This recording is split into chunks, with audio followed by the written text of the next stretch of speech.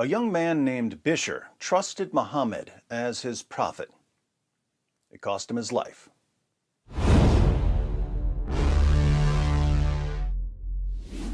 Let's continue our logic tutorial with another example of the argument form called modus tollens. This example comes from Muhammad's faithful companion Bishr. You'll recall from our last logic tutorial / thrashing of the most obvious false prophet in history that the argument form modus tollens is if A, then B, not B, therefore not A. For instance, if Fido is a dog, then Fido is a mammal. Fido is not a mammal, therefore Fido is not a dog. The story about a Jewish woman preparing a poisoned meal for Muhammad after Muhammad's followers slaughtered her family in the name of Allah is found throughout the Muslim sources. Various versions of the story frequently mention a companion named Bishr who died after he ate some of the poison. Some versions of the story make it sound as if Bishr died almost immediately, while other versions claim that he survived for up to a year and that he was extremely ill until his death. Different versions of the story also disagree on whether Muhammad preferred the foreleg or the shoulder of the roasted animal, and on whether the poisoned animal was a sheep or a goat.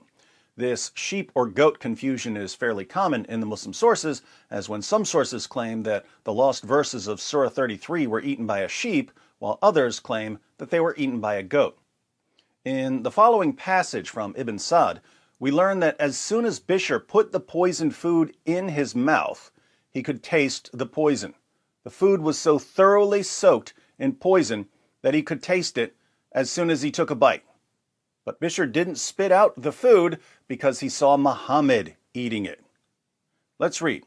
Ibn Sa'd, Volume 2, pages 251 to 252. When the Apostle of Allah, may Allah bless him, conquered Khaybar and he had peace of mind, Zainab bint al-Harith, the brother of Marhab, who was the spouse of Salam ibn Mishkam, inquired, "Which part of the goat is liked by Muhammad?" They said, "The foreleg." Then she slaughtered one from her goats and roasted it, the meat. Then she wanted a poison which could not fail. The Jews discussed about poisons and became united on one poison. She poisoned the she-goat by putting more poison on the forelegs and shoulder. When the sun had set and the Apostle of Allah, may Allah bless him, returned after leading the people in Maghrib sunset prayers, she sat by his feet. He asked about her. She said, "O Abu al-Qasim." She called him Abu al-Qasim, which means father of Qasim, because Muhammad had a son named Qasim who died when he was 3 years old. It was perfectly normal to call someone the father of so-and-so, but this woman's father, uncle, and husband had just been slaughtered by Muhammad's followers, so she might have meant something more sinister by calling Muhammad the father of a dead son. So she says, "Here is a present which I wish to offer to you."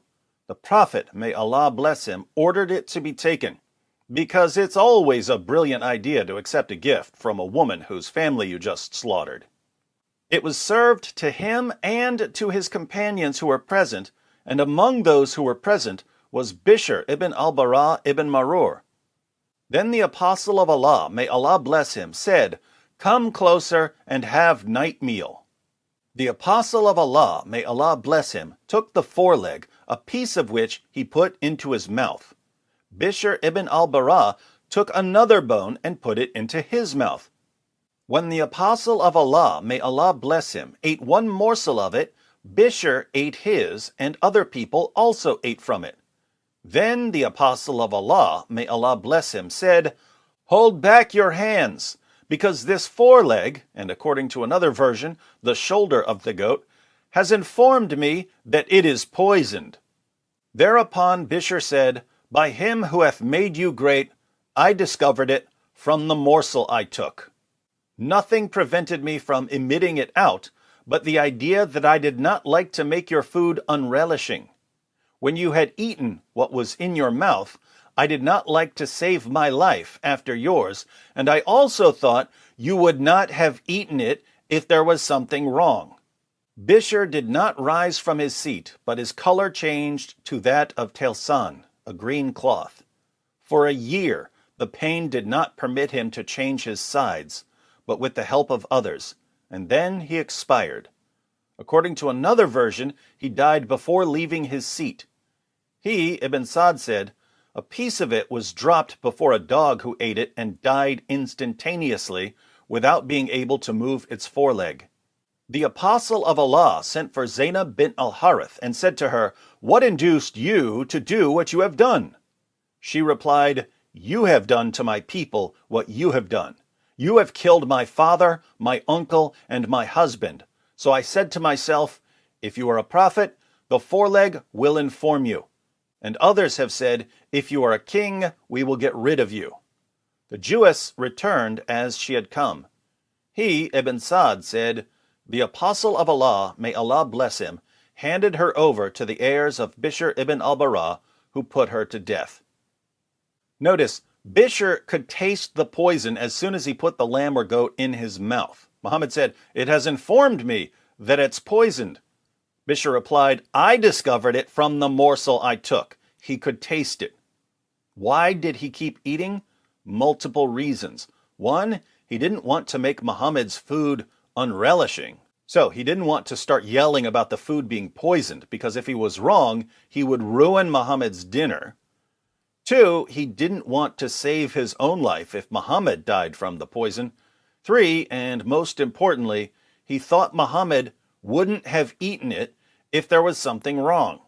In other words, Bishr thought to himself, if Muhammad is a true prophet, he won't eat poisoned food. Why would he think that? Because, as we saw in our last video, Allah promised to protect Muhammad in Surah 5, verse 67 of the Quran. Looks like a solid premise, but there's a problem because Muhammad did eat some of the poisoned food. He spit most of it out, but he swallowed enough of the poisoned lamb or goat that it eventually killed him. This means we have our second premise. Muhammad did eat poisoned food. And this is why people need to know the basics of logic. Bishr believed, premise 1, if Muhammad is a true prophet, he won't eat poisoned food. And he found out rather quickly, premise 2, Muhammad did eat poisoned food. So, he should have recognized the obvious conclusion. Muhammad is not a true prophet. 1, 2, modus tollens. Why did Bishr die? He died because he trusted Muhammad. He could literally taste the poison in his mouth, but he didn't spit it out, because he trusted his prophet more than he trusted his sense of taste.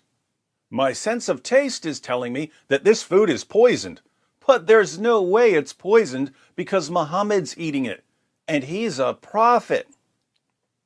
Bishr's faith in Muhammad got him killed. But even as his skin was turning green from the poison, Bishr had everything he needed to figure out that Muhammad was a false prophet. The death penalty for apostasy was irrelevant because he was already dying, so he should have said, as he was dying, "Hey, wait a minute, Muhammad. If I can't trust you with my dinner, I definitely can't trust you with my salvation. If you can't figure out what's waiting for us in our food, how could you possibly know what's waiting for us in the afterlife?" It just backfired on me. It just backfired on me. This is a part of a religion. There's a reason to it. Yeah?